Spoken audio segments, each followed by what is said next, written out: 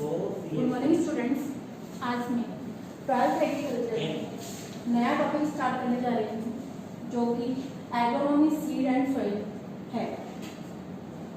Agronomy का मतलब क्या होता है? मैंने फर्स्ट क्वेश्चन दिया है आपको कि व्हाट इज एग्रोनॉमी। एग्रोनॉमी होती क्या है? अगर आप एग्रोनॉमी को 2 पार्ट में डिवाइड करें तो बनता है आपका एग्रो प्लस नोमोस। क्या बनता है?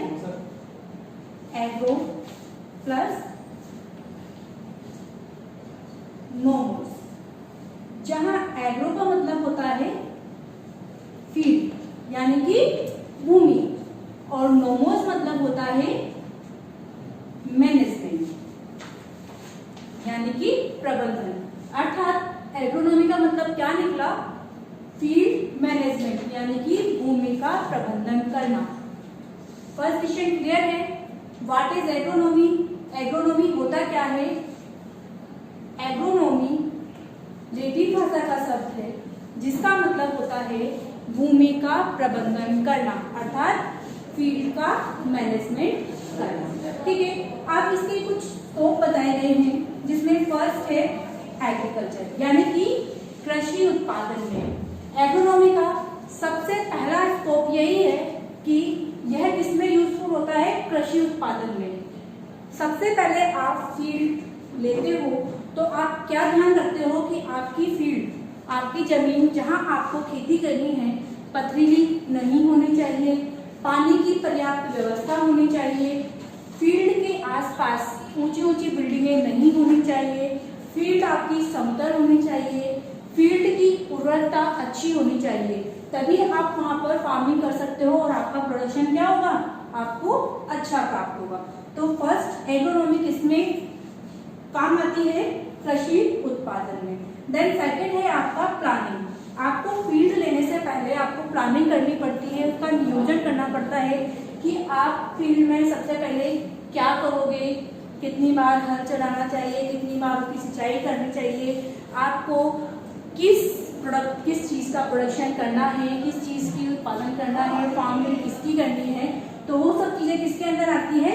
नियोजन के अंतर्गत यानी कि प्लानिंग के अंतर्गत कि आपको कौन सा फर्टिलाइजर यूज करना है, कितनी मात्रा में यूज करना है, कैसे यूज करना है, कब यूज करना है, तो उसका आपको पहले नियोजन करना पड़ता है।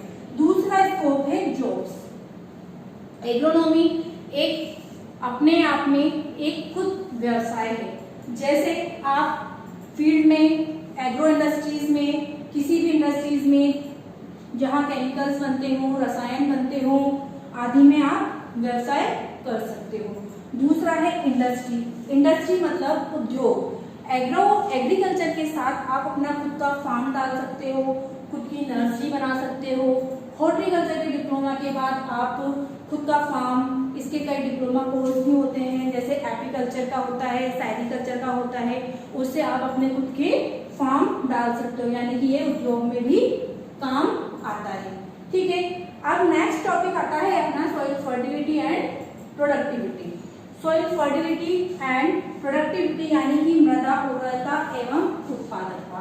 आप जानते हैं कि मृदा उर्वरता क्या होती है, उत्पादकता क्या होती है। दोनों में अगर डिफरेंस करें तो मृदा उर्वरता मतलब सोइल की फर्टिलिटी।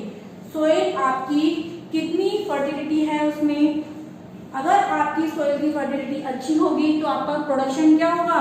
अच्छा होगा। यानी कि मृदा उर्वरता और उत्पादकता दोनों क्या है? एक दूसरे के ऊपर डिपेंडेंट है। अगर आपकी सोइल की फर्टिलिटी अच्छी नहीं होगी तो आपका प्रोडक्शन अच्छा होगा क्या? नहीं होगा। ठीक है, इसीलिए कहते हैं कि उर्वरता उत्पादकता किस पे डिपेंड है? फर्टिलिटी पे। इसीलिए सोइल की फर्टिलिटी आप फर्टिलाइजर्स यूज करके बढ़ा सकते हो। आपकी सोइल की फर्टिलिटी बढ़ जाएगी तो आपकी उत्पादकता में क्या होगा? अंतर आएगा, आपकी प्रोडक्शन कितना होगा? अच्छा होगा। ठीक है, इसके बाद अपना नेक्स्ट टॉपिक है इफेक्टिव फैक्टर यानी कि मृदा उर्वरता को प्रभावित करने वाले कारक। मृदा उर्वरता को प्रभावित करने वाले कारक कौन कौन से होते हैं? फर्स्ट है आपका पैतृक गुण यानी कि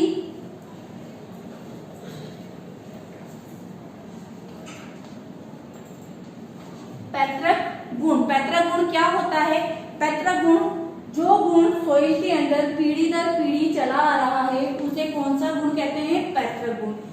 मान लो आपने कोई फील्ड खरीदी, ठीक है, आपकी सोइल की फर्टिलिटी बहुत कम है, तो उसमें क्या किया आपने? ये इसका कौन सा गुण है? पैतृक गुण है। ये गुण उसमें पीढ़ी दर पीढ़ी चला आ रहा है। अगर आप फील्ड खरीदने के बाद फील्ड में खेती करते हो, खेती करने से कंटिन्यू अगर आप एक ही फसल बो रहे हो, ठीक है, कंटिन्यू आपने एक ही फसल बोई, तो आपकी सोइल की फर्टिलिटी क्या हो जाएगी? डाउन हो जाएगी। अगर आप उसमें फसल चक्र यूज करते हो, ठीक है, जैसे पहले आपने गेहूं की फसल की, तो गेहूं की फसल करने के बाद आपने कोई भी दलहनी फसल यूज की, ठीक है, दलहनी फसल यूज की, तो आपकी सोइल की फर्टिलिटी इंक्रीज होगी, घटेगी नहीं। तो वो उसका कौन सा गुण होता है? पैतृक गुण। तो किसको प्रभावित करता है? मृदा की उर्वरकता को प्रभावित करता है। दूसरा गुण होता है स्थलाकृति। स्थलाकृति मतलब आपकी फील्ड कैसी है?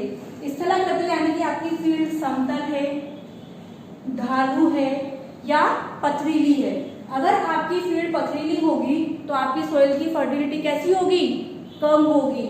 अगर आपकी फील्ड के आसपास पानी की उत्तम व्यवस्था नहीं होगी तो आपकी सोइल की फर्टिलिटी कैसी होगी? कम होगी। तो ये गुण क्या है? मृदा को उर्वरता को प्रभावित करने वाले कारक हैं। तीसरा है मृदा की आयु, सोइल एज।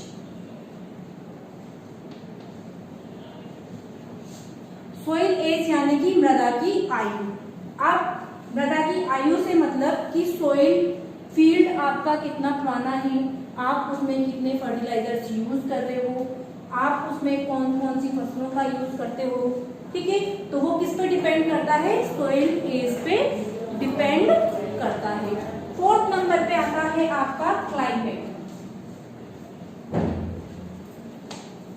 ठीक है, क्लाइमेट यानी कि जलवायु, ठीक है, जलवायु। अगर आपने फार्मिंग की, खेती की, खेती करने पे अगर आपकी बारिश नहीं हुई, ठीक है, बारिश नहीं हुई तो आपकी खेती क्या अच्छी होगी? क्या नहीं होगी, ठीक है। तो मृदा उर्वरता किस पे डिपेंड होती है? क्लाइमेट पे डिपेंड होती है। क्लाइमेट पे कैसे डिपेंड होती है? आपने बारिश के दिनों में आपको खेती करनी है और आपकी बारिश ही नहीं हुई तो आपकी पूरी खेती क्या हो जाएगी? खराब हो जाएगी, आपका प्रोडक्शन अच्छा नहीं होगा। वह उसी प्रकार सर्दियों के दिनों में धूप भी ना निकले, ठीक है, अगर धूप भी निकलेगी तो आपकी क्या होगी? आपकी फसल को धूप नहीं मिलेगी, आपकी फसल में कौन सी डिजीज हो जाएगी? गलन डिजीज हो जाएगी। तो आपकी फसल किस पे डिपेंड होती है? क्लाइमेट पे। आज के लिए इतना ही, आगे के टॉपिक्स अपन नेक्स्ट क्लास में पढ़ेंगे। धन्यवाद।